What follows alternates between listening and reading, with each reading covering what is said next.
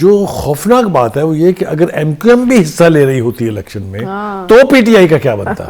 تو سندھ سے تو پی ٹی آئی جو کہتی تھی کہ ہم تباہ کر دیں گے، اجاڑ دیں گے، چھپنے کی جگہ نہیں ملے گی زرداری صاحب کو، اور پیپلز پارٹی کہیں نام نشان نہیں رہے گا، وہ سارے دعوے تو دھرے کے دھرے رہ گئے ہیں. اور اب چونکہ وہ اور زیادہ پاورفل ہو گئے ہیں لوکل باڈی میں اتنی میجورٹی حاصل کرنے کے بعد، تو وہ اپنی پارٹی کے لیے، اپنے پارٹی کے لوگوں کے لیے، اپنے جو M N A M N As contest کر رہے ہوں گے اس کے لیے محنت بھی کریں گے اور ان کے پاس ریسورسز بھی ہوں گے. میئر پھر کون ہو سکتا ہے بخاری صاحب؟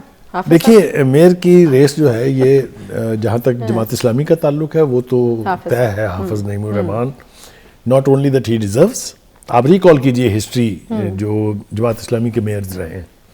ہم نے پچھلے پروگرام میں پچھلے ہفتے بتایا تھا کہ 2 دفعہ تو میئر رہے عبدالستار اخوانی صاحب اور 1 دفعہ میئر رہے نعمت اللہ خان صاحب. یہ تینوں فیزز اس قدر کمال کی پرفارمنس کے ہیں کہ they have no parallel in the history of local bodies.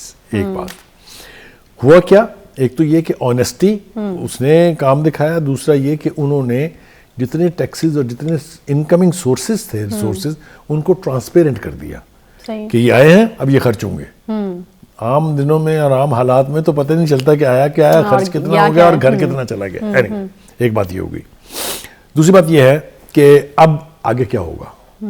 ابھی تو میئر کی سٹیج آنی ہے، میئر بننا ہے، اس نے یہاں بھی بننا ہے، حیدرآباد کا بھی بنے گا، تو کیا ہوگا، سکھر کا بھی بنے گا. میرا خیال یہ ہے کہ the race will be now between PTI and Jamaat Islami as far as Karachi is concerned.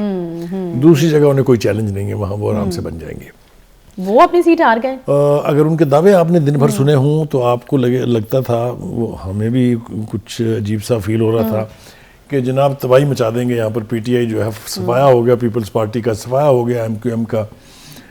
لیکن جو نتائج ہمارے سامنے اب تک آ چکے ہیں، حال فائنل نہیں ہے. آپ نے ٹھیک کہا کہ تاخیر ہو رہی ہے، اور تاخیر جو ہے الیکشن کی کریڈیبلٹی کے لیے کبھی بھی ٹھیک نہیں ہوتی. اور جو سٹنگ گورنمنٹ ہے وہاں کی، جس نے یہ سارا ارینجمنٹس کیے تھے، ان کے اوپر بھی سیریس سسپرشنز کاسٹ کرنے لگ جاتے ہیں لوگ. لیکن ہیونگ سیڈ دیٹ، جتنے بھی ریزلٹ اب تک سامنے آئے ہیں، جتنے بھی دعوے ہیں، اس میں پی ٹی آئی کا ہی نہیں ہے. جماعت اسلامی دعویٰ کر رہی ہے کہ ہم کراچی میں لیڈ کر رہے ہیں. ایک بات تو یہ ہے کہ پاکستان پیپلز پارٹی نے اپنا سٹرانگ ہولڈ سندھ جو ہے اس کو سنبھالا ہے.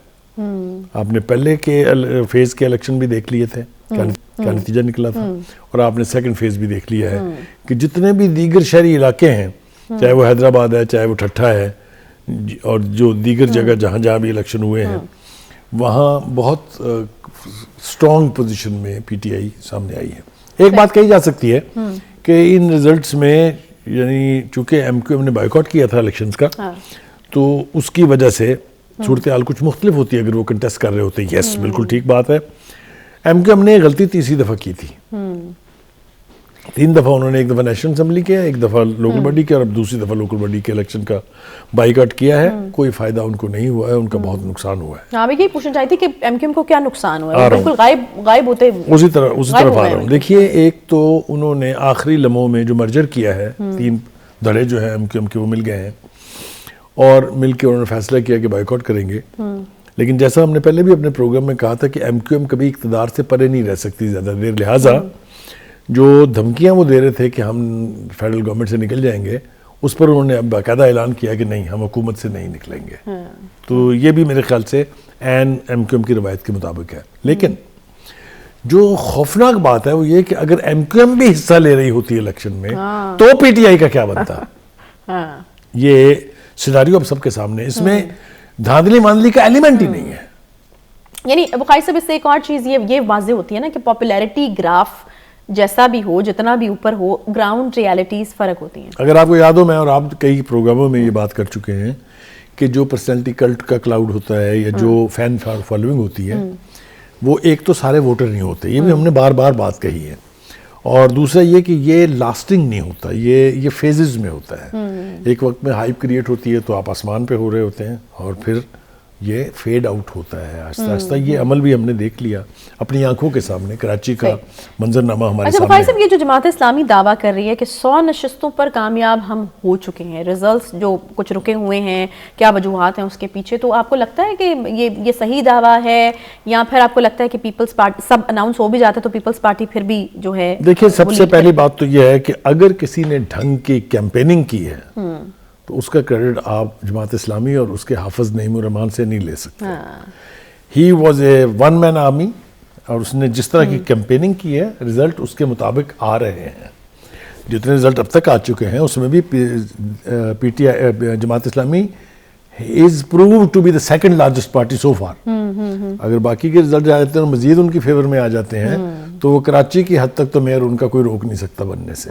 لیکن بہرحال تھوڑا سا ہمیں انتظار کرنا ہوگا. آپ سمجھ لیں میں کیا کہنا چاہ رہا ہوں کہ ان کے لیے ماحول کے اعتبار سے ہر چیز ول بی پازیٹیو. اچھا بخاری صاحب, مجھے یہ بتائیے گا کہ اب یہ بلدیاتی انتخاب ہو گیا ہے, کیا یہ سمجھا جائے یا پھر ایکسپیکٹ کیا جائے کہ کراچی کے مسائل کا کوئی حل نکل آئے گا؟ کیونکہ ایک سٹیٹمنٹ ہم دیکھ رہے ہیں کہ وزیر اعلیٰ سندھ کی طرف سے بھی آیا کہ ہم نے ٹاؤنز میں اختیارات دیے, جو بھی میئر بنے رونا دھونا نہ کرے. تو میئر کتنا بااختیار ہوگا؟ کراچی کے مسائل لوگ جو ہیں وہ کیا میئر کی طرف دیکھیں اپنے مسائل کے حل کے لیے, یا نہیں آپ کو لگتا ہے کہ وہی پچھلا رونا دھونا جس طرح سے ہم دیکھتے ہیں, وسیم اختر صاحب بھی ہمیں روتے روتے دکھائی دیے تھے کہ کوئی اختیار میرے پاس نہیں ہے. دیکھیں, پہلی بات تو یہ ہے کہ اس الیکشن کے بعد یہ جو بھی میئر بنے گا وہ کنٹروورشل نہیں ہوگا. مثال کے طور پہ مصطفیٰ وہاب کو بنایا تھا, ایڈمنسٹریٹر لگایا تھا انہوں نے, وہ بھی کنٹروورشل تھے کیونکہ ان کا خیال تھا کہ یہ وائلیشن ہے کورٹ کے آرڈرز کی بھی. اسی طرح سے جو پچھلے میئر رہے ہیں, چاہے وہ وسیم اختر ہیں یا اس سے پہلے جو بھی رہے ہیں, کنٹروورشل رہے ہیں کئی اعتبار سے. کہیں ان کی پرفارمنس پر حرف اٹھتے تھے, کہیں ان کی جو ایمانداری ہے, آنیسٹی ہے, اس کے اوپر حرف اٹھتے تھے, کہیں پارٹیزن ہونا اس حد تک اسٹرانگ تھا کہ جو قائد بیٹھا ہوا لندن سے فرما دیتا تھا اس کے اوپر آنکھیں بند کر کے عمل ہو جاتا تھا.